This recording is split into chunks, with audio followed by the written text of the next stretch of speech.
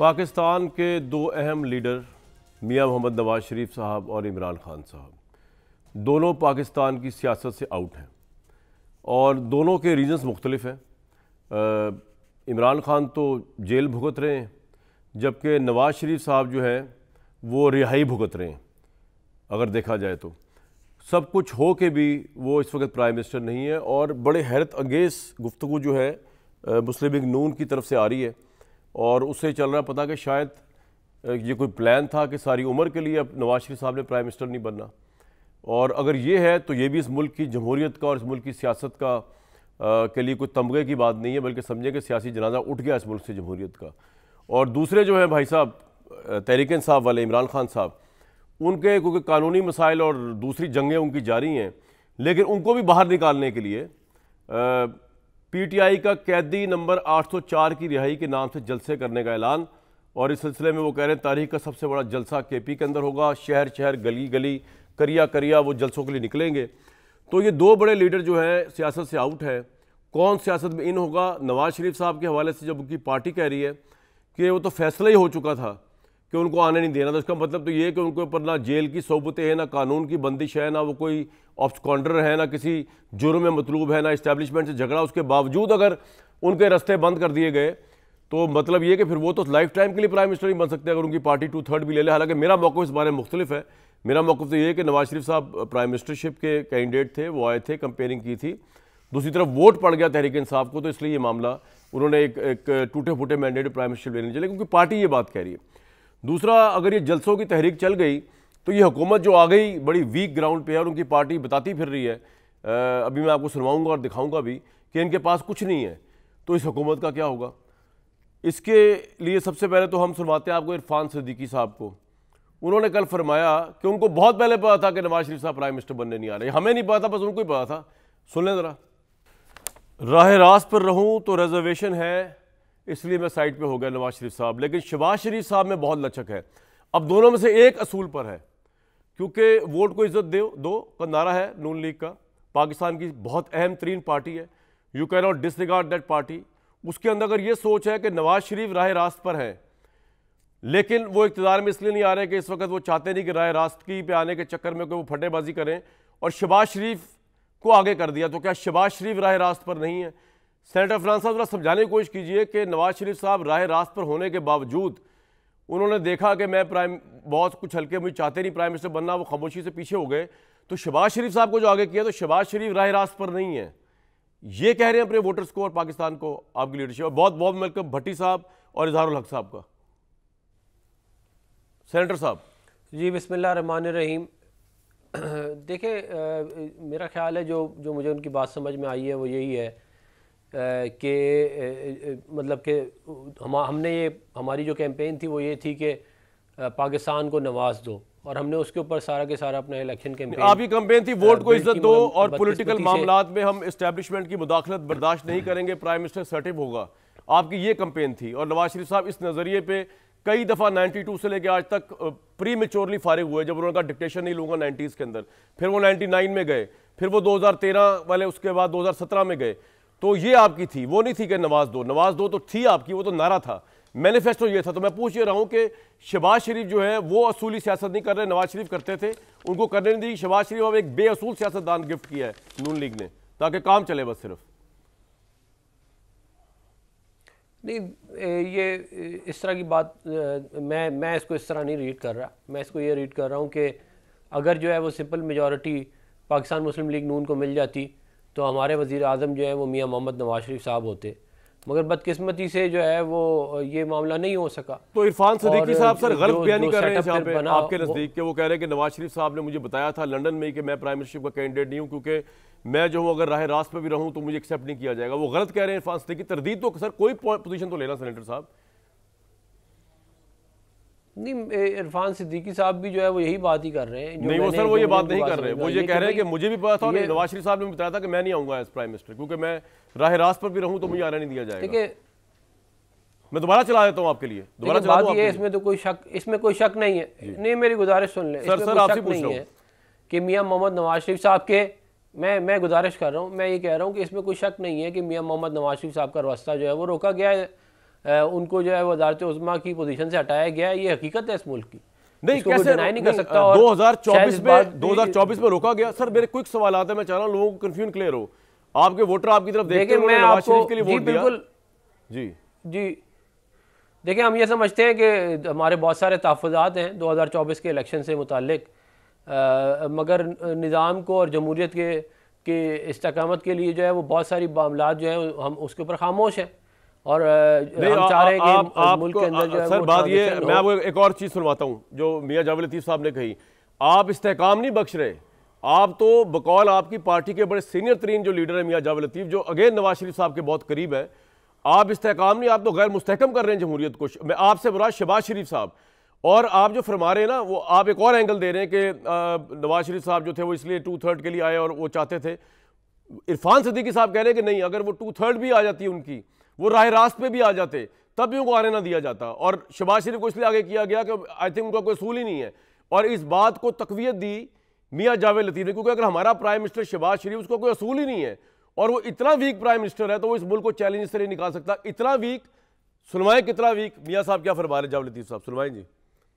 भाई ना हमारे और आपके प्राइम मिनिस्टर ने, सेनेटर साहब, टीम अपनी बनाई, ना उनकी पोस्टिंग वो ट्रांसफ़र कर सकते हैं, ना उनका कोई से है, ना वो इरसा का चेयरमैन लगा सकते हैं।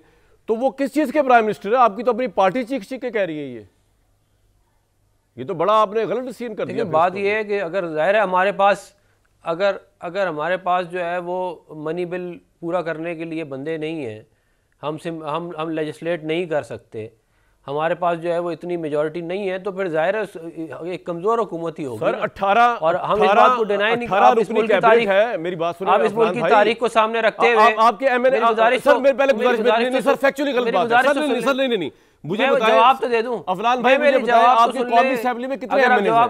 सर एमएनए कितने आपके कौमी असेंबली में? ये जवाब आपको ही बात करने का। हमारे 120 के करीब। 120। आपकी कैबिनेट कितने मेंबर्स की है इस वक्त सर? 18 है, 19 है, कितने हैं? हमारी तकरीबन 19 है। 19 है। तो आप कह रहे हैं कि आपके पास अगर मैन पावर ना हो, 100 से ऊपर आपकी है कौमी असेंबली में अक्सरियत, या जो आपकी प्रेजेंस है, 18 19 रुकनी आपकी कैबिनेट है, तो मैन पावर तो है आपके पास, या आप कह रहे हैं आपकी पार्टी में वो दम खमी नहीं के परफॉर्म कर सके? लेजिस्लेट, मेरी गुजारिश सुन लें, देखिए मेरी अगर आप बात सुन लेंगे आपको समझ में आ जाएगा। आपको मनी बिल पूरा करने के लिए सिंपल मेजॉरिटी चाहिए, आपको लेजिस्लेट करने के लिए सिंपल मेजॉरिटी चाहिए, आपको नहीं आप मौजूद किसी और तरफ लेके जा रहे हैं। आपको मनी बिल करने के लिए सिंपल मेजॉरिटी पीपल्स पार्टी ने अनकंडीशनली दी है। वो ये नहीं कह रहे कि आप अपनी टीम ना चुने, नहीं सर, वो ये नहीं कह रहे आप ट्रांसफर पोस्टिंग ना करें। नहीं, वी आर मेरी गुजारिश सुन लेना। अगर हमारी हुकूमत जो है वो ये काम नहीं कर सकती जो मैंने गिनवाया, और नहीं कर सकती उनकी पीपल्स पार्टी की मदद के बगैर और इत्तेहादों की बगैर, तो वो एक कमजोर हुकूमत होगी, इसमें तो कोई शक नहीं है। नहीं सर एक मिनट बात सुनिए, तो यही बात क्या आपकी हुकूमत कमजोर है क्योंकि आपके इलेक्टेड एमएनए 73 74 75 थे। उसके बाद जो जोड़ तोड़ हुआ उसका मैं कोई जिम्मेदार नहीं हूं। स्पेशल सीट्स मिली, अच्छी बात, आपको मिल गई, और मिले आपको, अल्लाह दे। आप तो on the very onset minority party थे, ये तो बात तय है, इस वजह से नहीं कहा जा रहा। अब जब आपको सपोर्ट मिल गई 7 पार्टियों की और आप प्राइम मिनिस्टर बन भी गए, तो आपकी पार्टी चीख चीख के कह रही है उसके लीडर के जनाब, ना आपको बीइंग प्राइम मिनिस्टर इरसा का चेयरमैन लगाने का तौफीक है, चले वो तो आप डाल दें पीपल्स पार्टी के खाते में, ना आप ट्रांसफर पोस्टिंग कर सकते। सर आप तो अपने ब्यूरोक्रेट्स की ट्रांसफर पोस्टिंग नहीं कर सकते, तो आप इस मुल्क को क्या चलाएंगे? मैं तो ये पूछ रहा हूं आपसे। तो फिर यही हमने कहा था ना कि फिर मुल्क ऐसा ही चलेगा जैसे चल रहा है। चले आपने मान लिया। अगर सिंपल मेजॉरिटी हमारे पास होती, अगर हमारे पास सिंपल मेजॉरिटी होती तो फिर मामला आता था। आप देखें 2013 से 18 हमने बड़े-बड़े मेजॉरिटी की बात नहीं है सर। अगर आपके पास मेजॉरिटी थी, आपके पास सिंपल हमारे पास नंबर पूरे नहीं है, तो नवाज शरीफ साहब हमारे पास बंदे पूरे नहीं है, तो ज़ाहिर यही होगा। ठीक है भट्टी साहब, आपको कुछ समझ आई इनकी बात? मैंने दो सर आपके बाद दोबारा आ रहा हूं। अब जरा आप, हो सकता है मैं समझने में गलती ले रहा हूं, 2 और लोगों से पूछ लेते हैं। भट्टी साहब आपको कुछ समझ आई है पहले तो, क्योंकि ये बड़ा अहम मामला है, इस मुल्क की कमांड शहबाज शरीफ साहब के हाथ में है। शहबाज शरीफ साहब जो है वो अगर ट्रांसफर पोस्टिंग नहीं कर सकते, अगर नवाज शरीफ साहब इसलिए नहीं आए प्राइम मिनिस्टर बने कि वो राह रास्त पर है, और लेकिन फिर भी एक्सेप्टेड नहीं है, तो शहबाज शरीफ को आगे कर दिया, तो सर ये मुल्क किस तरह चलेगा फिर अंडर शहबाज शरीफ साहब एज प्राइम मिनिस्टर? भट्टी साहब। कामरान भाई, सिर्फ आपने घड़ी के पर देख कर 2 मिनट देने हैं। दिल की कुछ बातें करना चाहता हूँ सर। 2.5 मिनट दूंगा, 30 सेकंड दोस्ती के। जी लव यू। हालांकि पहले आप 3 मिनट देते थे, लेकिन दोस्ती लगता है कम हो गई है। मुनीब शेख तू कहाँ है? अच्छा भाईजान, मुझे आज बाकायदा खौफ आ रहा है, बाकायदा बिलीव मी, आज मैं बहुत खौफजदा हूँ अपने मुल्क को देखकर। पाकिस्तान के लम्हा बेलम्हा बिगड़ते, आउट ऑफ कंट्रोल सिचुएशन में जाते हालात देखकर खौफ आ रहा है। सबसे पहले आप ये देख लें, दहशतगर्दी की नई लहर अरूज पर है और गुज़श्ता 2 सालों में, सिर्फ 2 सालों में 1563 दहशतगर्दी के हमले हो चुके हैं। और हदफ कौन है? चीन हदफ है, सी पैक हदफ है, फौज हदफ है, पाकिस्तान हदफ है, और हम तकसीम हैं, दुश्मन मुत्तहिद हैं। ऊपर से अफगान, भारत अच्छा और ईरान की सरहदें भी कशीदगी की जद में हैं। अच्छा आगे आ जाइए। इस दहशतगर्दी के बुरान से बड़ा बुरान, खौफजदा इसलिए हूं कि बड़ा बुरान है मुआशी बुरान, तवक्कुआत से ज़्यादा बदतर है। IMF की शराइत मान ली तो ना मानी तो मुल्क दिवालियापन है, और मान ली तो 25 करोड़ में से 24 करोड़ दिवालियापन हो जाएंगे, और जो पहले ही हो चुके हैं।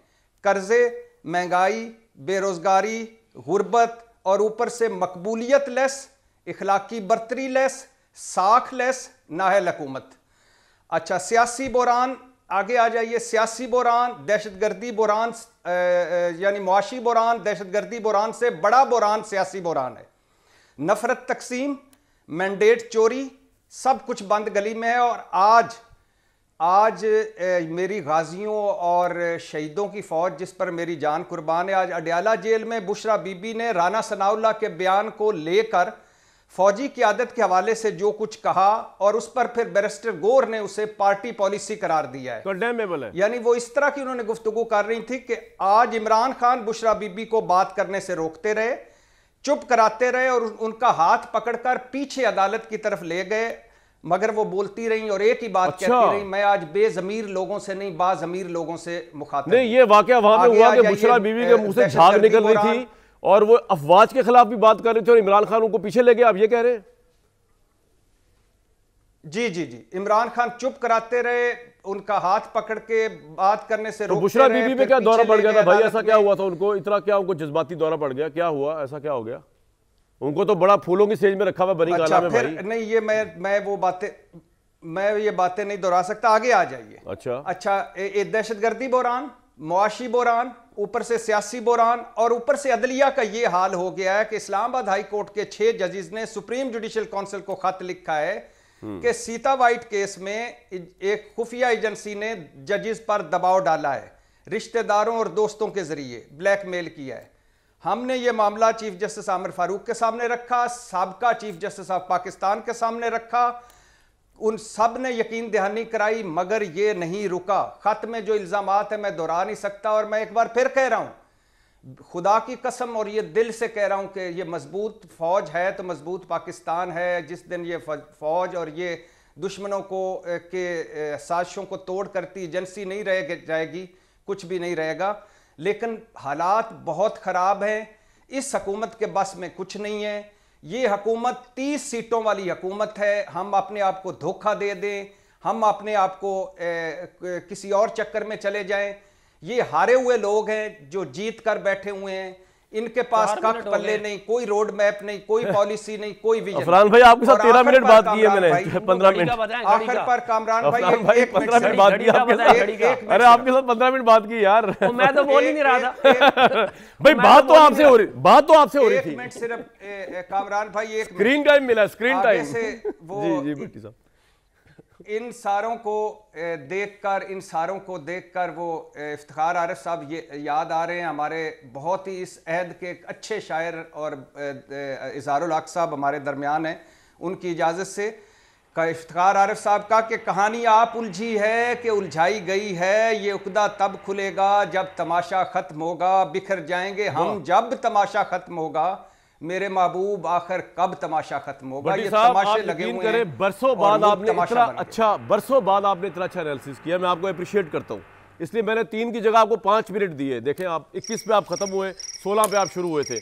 इजहारुल हक साहब, जो आपकी मेरी टेलीफोन पे बात हुई थी एचसन के मुतल्लिक, वो हम करेंगे अगले पार्ट में, लेकिन पहले जो है मैं चाहूँगा कि सर ये जो सवाल मैंने अपने भाई सेनेटर अफनान साहब के आगे उठाया और उसको फिर इंडोर्स किया भट्टी साहब ने, जिन्होंने बताया कि 30 सीटों वाली हुकूमत माली बहरान, दहशतगर्दी जैसे असदहे के सामने बेबस नज़र आती है, हम तकसीम है, दुश्मन मुतहद है और यहाँ पर इखलाकलेस नाअहल हुकूमत, और ये साबित भी हो रहा है कि हुकूमत के पल्ले कुछ भी नहीं जब उनके वज़रा को या उनके सीनियर लीडरों को सॉरी हम सुन रहे हैं।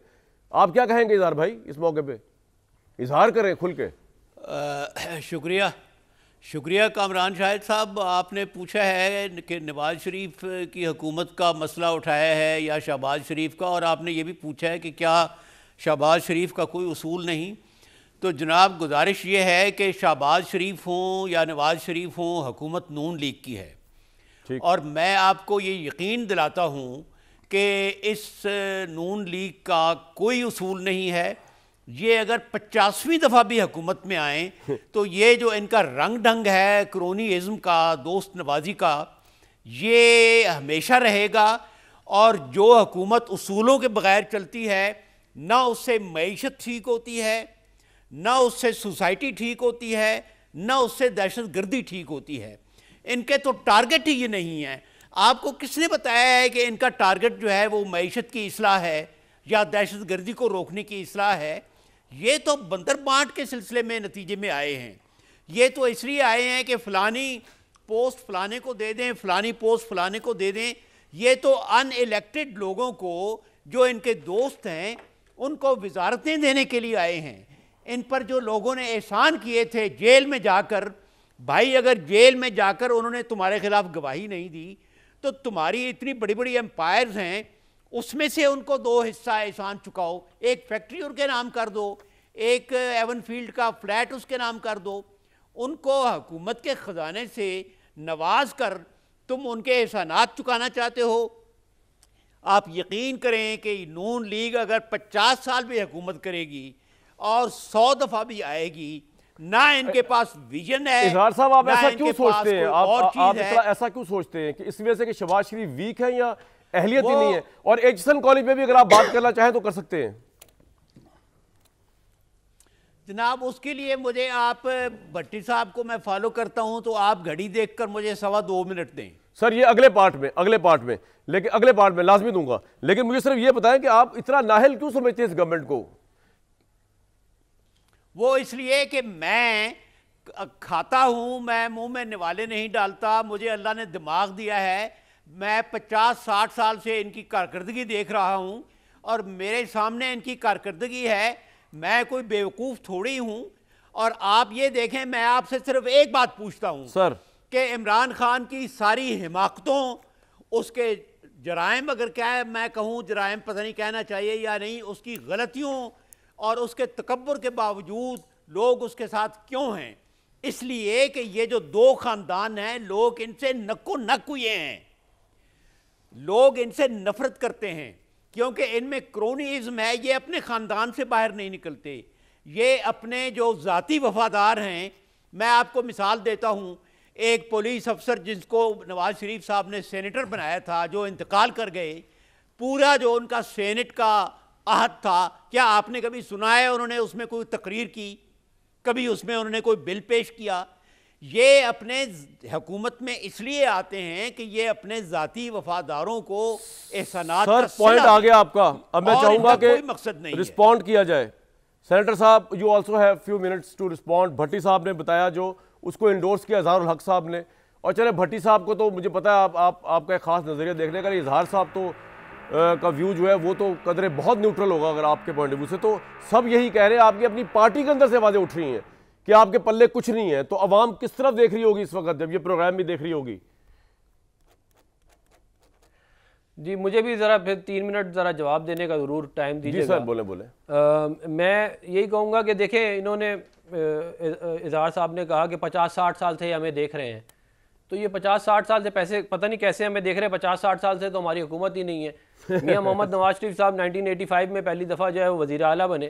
तो ये एक वतीरा है कि ये मुबालगा आराई में होता है कि अगले को रगड़ो तो उसको मुबालगा आराई किससे लो, डबल कर दो, ट्रिपल। और ये पीटीआई के नॉर्मली लोगों का यही जो है वो तीरा इजहार साहब पीटीआई के नहीं है पे इल्जामात लगाओ। मतलब भाई मैं पीटीआई का नहीं, मैंने कह दिया सर, मैंने कह दिया पीटीआई के नहीं है वो।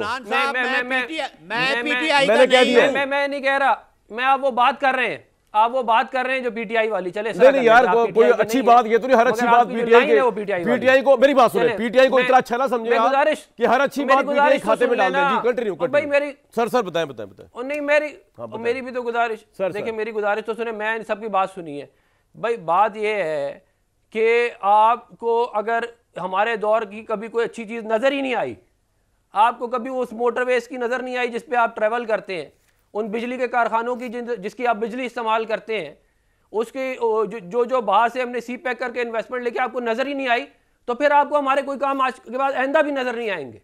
आपको इमरान खान के 4 साल बहुत अच्छे लगे जिसके अंदर उसने कुछ नहीं किया, किसी को अच्छे नहीं लगे, बेड़ा गर्क कर दिया। ये इल्जाम उस्मान बुज़दार जैसे आदमी को लगे थे, बुज़दार पे और इमरान खान पे, ये ना कहें प्लीज। मेरी गुजारिश, बुज़दार का दौर ठीक था, मैंने शुरू किया, बुज़दार का दौर ठीक था, बिल्कुल ठीक नहीं था पिछले, मेरी गुजारिश सुने ना, बुज़दार का दौर ठीक था, पिछले 6 महीने की केयर टेकर भी ठीक थी। उस वक्त बोलते ना ये सारी बातें, सब बोलते थे यार, ये दोनों बोलते थे, इजहार साहब भी, भट्टी साहब भी। आप पता नहीं कौन से प्रोग्राम देखते थे। मेरी गुजारिश सर, मैं बता रहा हूं आपको, मेरी गुजारिश सुन लेना, ये 1 महीने की हुकूमत नहीं हुई। आप हम पे ऐसे इल्जाम लगा रहे हैं कि जैसे सारा कुछ हमने, भाई आप ये बताएं ना, एक महीना नहीं हुआ, हम कहां से? तो आपकी तो टीम ही आपकी नहीं है, आपकी अपनी पार्टी के लोग कह रहे हैं आपकी टीम नहीं है यार, उसके बाद तो आप परफॉर्म क्या करेंगे, ये सवाल हो रहा है। उसकी गुजारिश ठीक, जी जी जी ठीक। देखें, हम मरियम नवाज साहिबा सुबह दोपहर शाम लगी हुई हैं, और जो उन्होंने वहां पे रिजल्ट शो किए हैं वो 4 साल में बुज़दार नहीं शो कर सका। ये भी हकीकत है कि नहीं? अच्छी बात है, वो अच्छा परफॉर्म करेंगे तो हम खुश होंगे। अब आप स्वीपिंग स्टेटमेंट्स ना दें। तो अच्छा सेनेटर साहब, अब मुझे ब्रेक के लिए कहा जा रहा है काफी देर से, आपको मैंने 2.5-3 मिनट दे दिए। मैं दहशतगर्दी, मैं 1 मिनट रह जाए बस। ये कह रहे हैं दहशतगर्दी जो है वो बहुत ज्यादा जो है वो हो गई है, ये बात दुरुस्त है कि दहशतगर्दी हो गई है, तो 40,000 बंदा किसने वापस लाके आबाद किया था, उसका नाम लेना। फिर आप सारा कुछ हमसे करवाना है, आप लोगों ने खुद भी थोड़ी हिम्मत पैदा करे और नाम ले उनका। पॉइंट आ गया सर, ये हमारे दौर में आए थे 40,000 बंदे वापस। सर आपका पॉइंट आ गया। ये बड़ा स्टेटमेंट देना बड़ा आसान है, मौका बाकियों को भी देना मैंने, लेकिन ब्रेक के बाद देखें। मैं सवाल छोड़े जा रहा हूं, सेनेटर साहब ने बड़ी अच्छी गुफ्तगू फरमा दी अपने डिफेंस में कि भट्टी साहब, इजहारुल हक साहब, 25 साल में आपको कोई अच्छी चीज नजर नहीं आई पीएमएलएन की, नंबर 1, और नंबर 2 ये जो कैदी नंबर 804 की रिहाई के नाम से पीटीआई जल्द से शुरू कर रही है, इससे क्या फर्क पड़ना है? क्या उससे इमरान खान की रिहाई हो पाएगी? ब्रेक के बाद।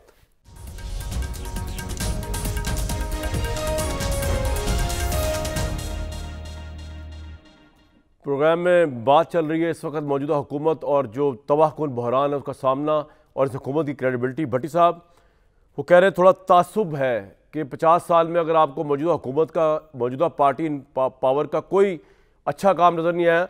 आपको लगता है कि अच्छे काम थे माजी में, लेकिन अब गवर्नमेंट ये ऐसी आई है कि इनके लिए, इनके बस में कुछ नहीं है? आपको भी लगता है इजहारुल हक साहब की तरह कि 50 साल में कोई काम हुआ ही नहीं? 50 सालों में एक्चुअली भाईजान, उनकी राय का एहतराम है, सारे अच्छे काम उन्होंने किए, मैं मान लेता हूँ, सब कुछ उन्होंने अच्छा किया। बात ही खत्म हो। आपने एक लफ्ज़ बोला असूल पसंद, वो मेरे दिल में अटक गया है। असूल पसंदी की सियासत या असूल पसंद, भाईजान किधर से क्या, कहाँ से क्या चीज़ आप ढूंढ रहे हैं? असूल पसंदी होती तो इस्टेब्लिशमेंट की मदद से नवाज शरीफ साहब लंदन ना जाते। असूल पसंदी होती तो गारंटियों भरी, रिस्क भरी वापसी नवाज शरीफ साहब ना करते। असूल पसंदी होती तो मुस्लिम लीग नून तीसरी मरतबा सिर्फ इक़्तिदार की खातर पीपल्स पार्टी से इत्तेहाद ना करती। असूल पसंदी होती तो नवाज शरीफ और शहबाज शरीफ मिलकर आसफ जरदारी को सदर ना बनाते। असूल पसंदी होती तो हाउस ऑफ शरीफ के सारे फर्द ऑन चौधरी को वोट ना डालते। असूल पसंदी होती तो यास्मीन राशिद से मशकूक जीत के बाद नवाज शरीफ मेंबर कौमी असम्बली का हलफ ना उठाते। असूल पसंदी होती तो पीटीआई की मखसूस नशिस्तें मुस्लिम लीग ना लेती। असूल पसंदी होती, कम अज कम इतनी रत्ती भारी असूल पसंदी होती तो अब तक एचईसन कॉलेज मामले पर गवर्नर बलीगुर रहमान और आज इस्तीफे लिए जा चुके होते और प्रिंसिपल से माफी मांगी जा चुकी होती। कहां की असूल पसंदी, किधर की असूल पसंदी? सर मैं इस पर रिस्पॉन्स ले लूं, 1 मिनट में हमें आप डाल, पॉइंट आ गया आपका पॉइंट आ गया। आपने सेनेटर साहब को बात करी, मैं इजहारुल हक साहब के पास जा रहा हूं, आपके पास 1 मिनट से भी कम का टाइम है। मैं अफरान साहब बिजी हैं। देखिए, अल्लाह के फजल से असूल पसंदी की बात वो मौसूफ कर रहे हैं जिन्होंने सारे उल्टे कामों पे, मतलब इमरान खान जो है वो इस्टेब्लिशमेंट की मदद से 2018 में आता है, सबसे ज्यादा बड़ा सपोर्टर कौन है? टीवी पे बैठ के इरशाद भट्टी साहब हैं। ये असूल पसंदी हमें सिखा रहे हैं माशाल्लाह। जब 4 साल उनकी गोद में बैठ के इक़्तिदार चलाता है, ये उसको टीवी पे आके डिफेंड करते हैं और असूल पसंदी की माशाल्लाह आप देखें क्या ज़बरदस्त मिसालें देते हैं। मतलब कि जो सारे उल्टे काम जो हम पे इल्ज़ाम लगा रहे हैं वही काम इमरान खान करे तो ठीक है, वही काम जो है अगर कोई और कर ले तो असूल पसंद ही नहीं है वो। अच्छा, आपका पॉइंट आ गया। आप कहना ये चाह रहे हैं, स्याह को स्याह कहें, सफेद को सफेद आप कहें। कहना ये चाह रहे हैं कि अगर भट्टी साहब बेअसूले थे बकौल आपके, तो आप कह रहे हैं अगर भट्टी साहब बेअसूले थे तो हम भी बेअसूल हो गए, हमारा इसमें क्या है? मेरे भाई अच्छी चीज की और भट्टी साहब ने इमरान खान को स्याह को स्याह बोले, सफेद को सफेद बोले। भट्टी साहब कुछ कहना, भट्टी साहब ने आज तक इमरान खान को एज प्राइम मिनिस्टर डिफेंड नहीं किया। मैं आपको चैलेंज करता हूं इसके ऊपर। मैंने सुना 50,000 दफा किया। मैं 50,000 दफा प्राइम मिनिस्टर नहीं किया। मैं आपको सारे प्रोग्राम दे सकता हूँ, आप दे दीजिए। आप दे दीजिए यार। आप क्या ये 2018 का, मेरी गुजारिश सुने, 2018 का इलेक्शन रिग हुआ, उसकी गोद किसकी गोद में बैठ के क्या कहते हैं इमरान खान आया, ये भट्टी साहब ये कहते रहे, उसकी मिसाल क्यों नहीं? अच्छा, मैं इजहार साहब के पास जाऊंगा, देना ये वाली बात। ठीक है, पॉइंट आ गया आपका पॉइंट आ गया। लेकिन आपका आर्गुमेंट का जिस्ट ये है कि अगर मिस्टर भट्टी आप पे क्रिटिसिज्म कर रहे हैं और वो बेअसूले थे बकौल आपके, तो आप पे क्यों अप्लाई किया जा रहा है? वेरी गुड भाई, आपकी बुनियाद ही ठीक नहीं है, आपके क्रिटिसिज्म की बुनियाद ही ठीक नहीं है। इजहार साहब, एक्शन कॉलेज में 2 मिनट दे रहा हूं आपको मैं, और आप उसके अलावा 1 मिनट है अगर आपने सेनेटर साहब की बात पे बात करनी है। नहीं, मैंने इनकी बात पर बात नहीं करनी, मैंने अपनी बात करनी है। आप मुझे वक्त देंगे 2, 2.5, 3 मिनट? सर 2.5 मिनट पहले मैं ये वजाहत कर दूं कि जिस दिन इमरान खान ने बुज़दार को लगाया था, उस दिन से मैं टीवी पर भी पीटीआई के खिलाफ बोल रहा हूं, मैं कॉलम भी पीटीआई के खिलाफ लिख रहा हूं। दूसरी बात यह है कि हम मानते हैं कि नवाज शरीफ साहब ने मोटरवे बनाई है। भाई, हम तो अंग्रेज़ों के भी मशकूर हैं जिन्होंने हमें रेलवे दी, जिन्होंने हमें लोकल गवर्नमेंट सिस्टम दिया, जिन्होंने हमें ऑडिट सिस्टम दिया, तो हम तो अंग्रेज़ों के भी मशकूर हैं। बात है सिस्टम की, बात है इंसाफ की। इंफ्रास्ट्रक्चर बनाना वो तो अंग्रेज़ भी बनाकर दे गए थे, बात इंसाफ की है। अच्छा, अब मैं आपको ये बात बताऊं कामरान साहब के कल से मैं मुसलसल हंस रहा हूं और मेरे घर वाले मुझे सही दिमाग नहीं समझ रहे, वो कहते हैं बाबिदा दिमाग खराब हो गए। अच्छा देखें, ये जो कल इनका फॉक्स पा हुआ है, पूरी दुनिया के लिए जो तमाशा बना है एचिसन वाला, इसमें मेरे 5 पॉइंट्स हैं और मैं चैलेंज करता हूं साहब बड़े खुश हुए आपके वो दिमाग वाली बात पे, लेकिन चले आप जी कंप्लीट करें। जी बताइए सर। नहीं, अच्छा आदमी है ये। मैं देखें, मैं समझता हूं ये बहुत अच्छा आदमी है। अच्छे आदमी, भट्टी साहब भी अच्छे आदमी है। जी अजहर साहब कंप्लीट कर ले। बोले भट्टी साहब भी अच्छा आदमी। मैं पता नहीं अच्छा हूं या नहीं, लेकिन मैं अच्छा हूं या नहीं, लेकिन मैं आदमी जरूर हूं। अच्छा, गुजारिश ये है कि मेरा पहला पॉइंट ये है कि कल जब ये एचिसन वाला हादसा हुआ तो उसके बाद लाइन लग गई नून लीग के वजीरों की, बाजमात तेरी सरकार में पहुंचे तो सभी एक हुए।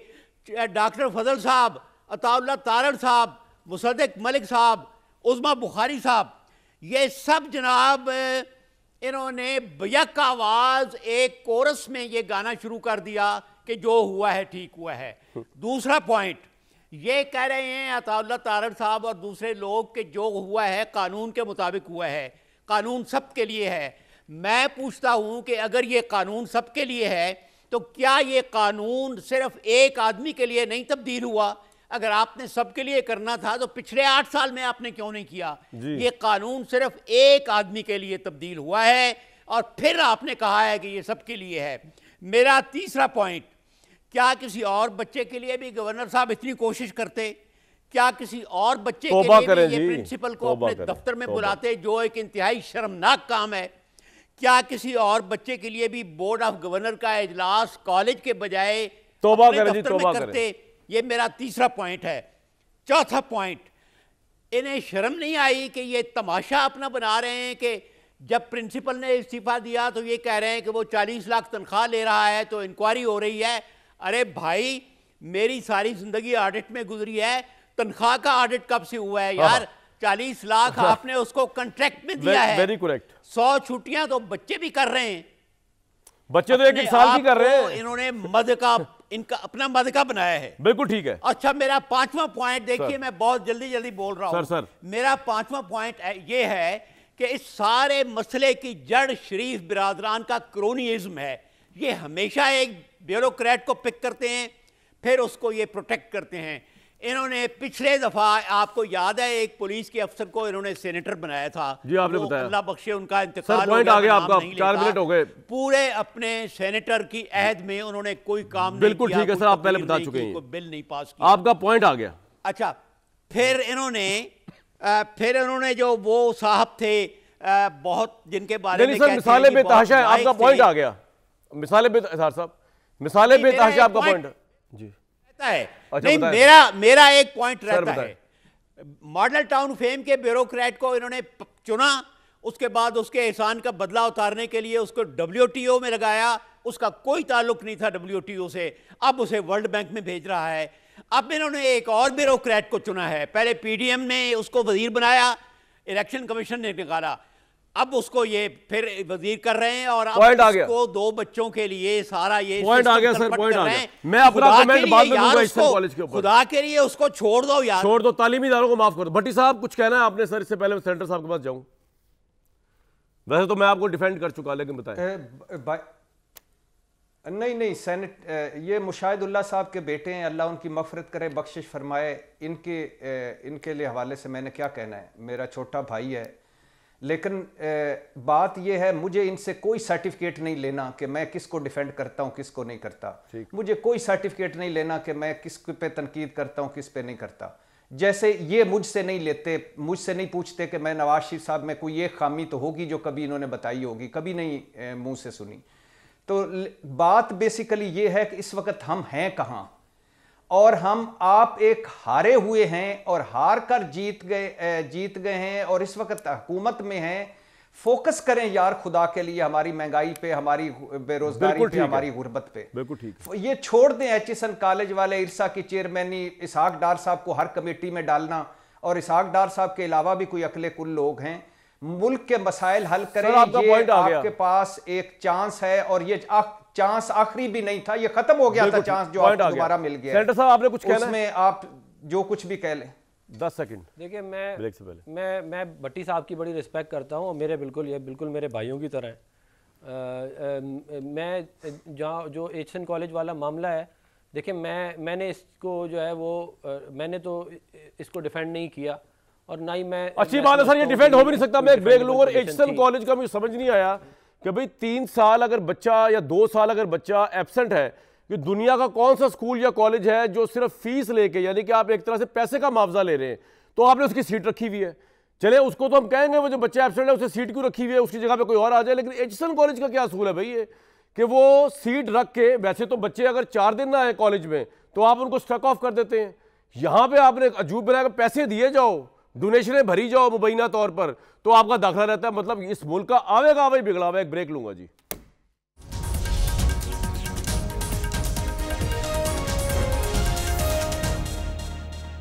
वज़ीर आला पंजाब मरीम नवाज साहबा को अप्रिशिएट करना चाहूँगा। उन्होंने जो है वो आज उस पुलिस वाले को बुलाया जिसको कल ट्रांसफ़र किया गया था उनके MPA की वजह से, और उन्होंने उनसे माफ़ी मांगी। मरीम नवाज साहबा ने उस पुलिस वाले से, उस ASI थे या जो भी थे वो, या कांस्टेबल थे या इंस्पेक्टर थे, और उसके बाद उन्होंने ये भी कहा कि आइंदा आपने जो है वो किसी को रूल ऑफ लॉ को तहत करने नहीं देना। ये बड़ी अच्छी बात है।